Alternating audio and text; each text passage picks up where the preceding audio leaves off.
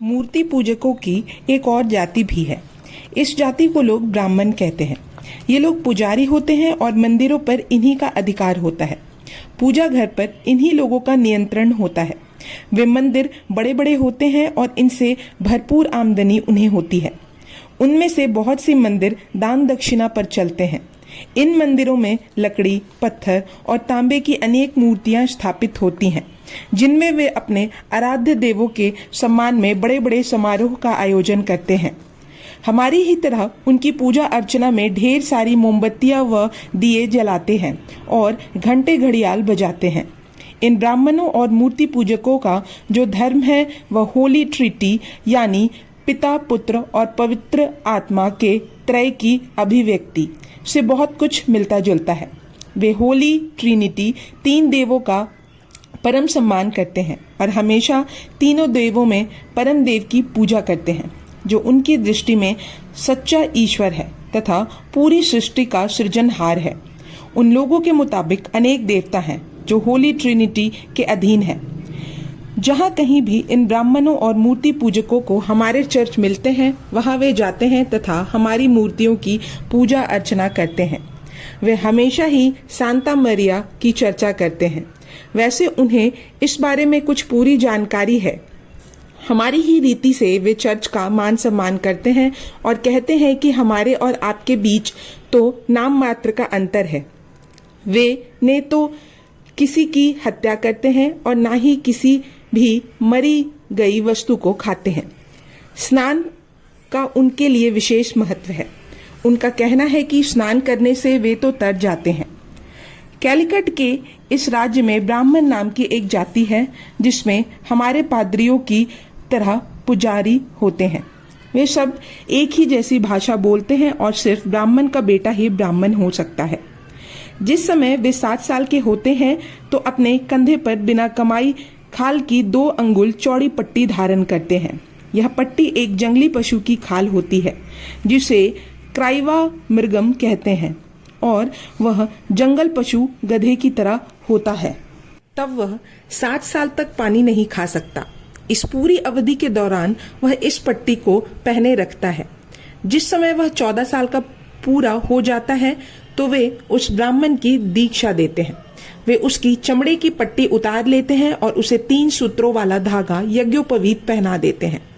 उसे वह हमेशा के लिए धारण कर लेता है और वह उसके ब्राह्मण होने का सबूत है।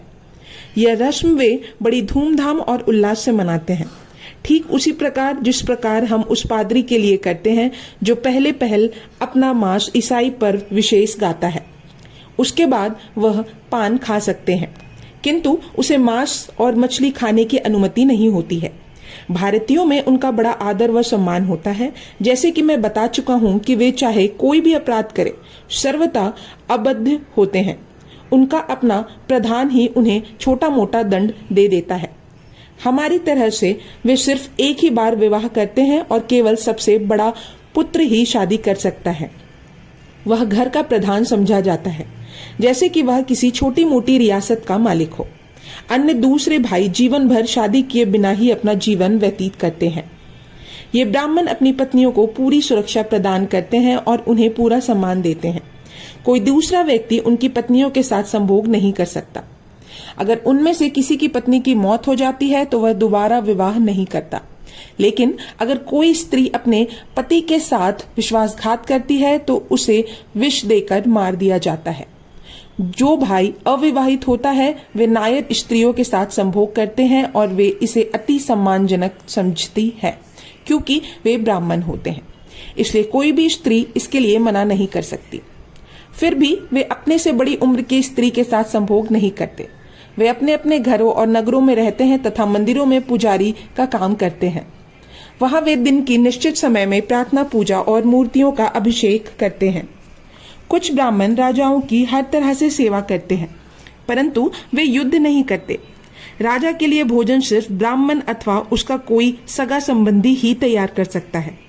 वे दूत का भी काम करते हैं और अन्य देशों का पात्र, धन और माल लाने ले जाने का काम करते हैं। वे जब चाहे और जहां भी चाहे बेझिझक और बिना किसी खौफ के आ जा सकते हैं। कोई उन्हें नुकसान नहीं पहुंचाता तब भी नहीं जब राजा युद्ध के लिए चला जाता है। वे ब्राह्मण मूर्ति पूजा में पारंगत होते हैं और इस संबंध में उनके पास अनेक ग्रंथ होते हैं। राजा इन ब्राह्मणों का बड़ा आदर और सम्मान करते हैं। मैं बहुत बार नायरों के बारे में बात बता चुका हूँ, किंतु फिर भी मैंने अभी तक उनके तौर तरीकों के बारे में नहीं बताया। मालाबार के इस प्रदेश में नायर लोगों की एक और जाति है। उनमें उदात्त लोग होते हैं और युद्ध में भाग लेना ही उनका एकमात्र धर्म व कर्म है। जिस जगह भी वे जाते हैं वे हमेशा हथियारों से लैस रहते हैं। कुछ के पास तलवार और ढाल होती है, कुछ के पास तीर कमान होते हैं और कुछ के पास भाले होते हैं। वे सभी राजा और अन्य बड़े बड़े सामंतों के साथ रहते हैं, परंतु सभी का वेतन राजा से या उन बड़े बड़े सामंतों से मिलता है जिनके साथ वे रहते हैं। सिर्फ नायर वंश का व्यक्ति ही नायर हो सकता है। अपनी उदात्त मर्यादा से वे निशंकलंक होते हैं और नीची जाति के किसी भी व्यक्ति को स्पर्श नहीं करते। वे केवल नायर के साथ ही खाते हैं और पीते हैं। वे लोग शादी नहीं करते और उनके भांजे बहन के पुत्र ही उनके उत्तराधिकारी होते हैं।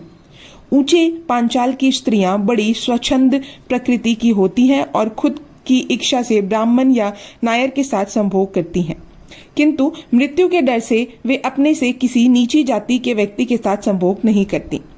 जब लड़की 12 साल की पूरी हो जाती है तो उसकी माता बड़ा उत्सव मनाती है। जब कोई माता देखती है कि उसकी पुत्री ने उक्त आयु प्राप्त कर ली है तो वह अपने सगे संबंधियों और मित्रों से अपनी पुत्री की विवाह की तैयारी करने के लिए कहती है। वह अपने पांचाल या किसी विशिष्ट के यहाँ अपनी पुत्री से विवाह करने के लिए प्रस्ताव भेजती है। इस पर वह सहर्ष स्वीकृति देता है। वह एक छोटा सा आभूषण बनवाता है जिसमें आधी अशर्फी भर सोना होता है। वह माला की तरह होता है जिसके बीचों बीच एक छेद होता है। उसमें सफेद रेशम के धागे की डोरी पड़ी होती है। तब माता किसी नियत तारीख को अपनी पुत्री को विभिन्न मूल्यवान आभूषणों से खूब सजाती है। उसके यहाँ खूब नाच गाना होता है तथा भारी मात्रा में लोग इकट्ठा होते हैं। तब उसके पांचाल का कोई सगा संबंधी अथवा मित्र उस आभूषण के साथ आता है और कुछ रस्में पूरी करके उसे लड़की के गले में पहना देता है, जिसे वह प्रतीक के रूप में हमेशा पहनती है और उसका विवाह हुआ समझा जाता है।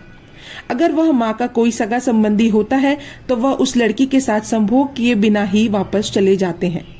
अगर वह कोई सगा संबंधी नहीं है तो वह उस लड़की के साथ संभोग कर सकता है, लेकिन वह वैसा करने के लिए बाध्य नहीं होता।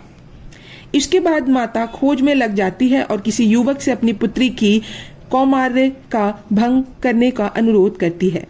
वह नायर ही होना चाहिए। वे खुद किसी दूसरी महिला के कौमार्य को भंग करना अपमानजनक और गंदा काम समझते हैं। कोई व्यक्ति जब एक बार उसके साथ संभोग कर लेता है तो वह पुरुषों के साथ सहवास करने के योग्य हो जाती है। तब माता अन्य युवा नायरों से पूछताछ करती है कि क्या वे उसकी पुत्री और का भरण पोषण करना चाहते हैं, क्या वे उसे अपनी गृहिणी के रूप में अपनाना चाहते हैं, जिससे 3-4 नायर उसके साथ जीवन बिताने के लिए राजी हो जाएं और रोज किसी न किसी व्यक्ति से भरण पोषण के लिए धनराशि मिलती रहे।